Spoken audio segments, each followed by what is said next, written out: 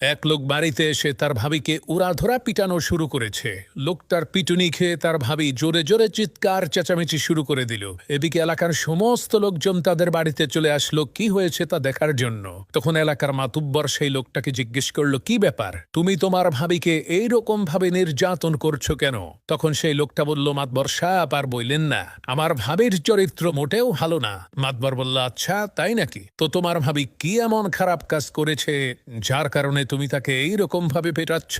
তখন সেই লোকটা বলল, মাতবর সাহেব কি বলবো দুঃখের কথা, আমাদের এই এলাকার যাকেই আমি জিজ্ঞেস করি, কি ভাই মোবাইলে কার সাথে কথা বলেন, আজব ব্যাপার, সবাই বলে তোমার ভাবির সাথে কথা বলি। তাহলে মাতবর সাহেব আপনিই বলেন আমার ভাবির চরিত্র কত খারাপ, সে এলাকার সমস্ত পরপুরুষের সাথে মোবাইলে কথা বলে। তখন মাতবর বলল, আরে বেয়াকুব, আসলে বিষয়টা এইরকম না।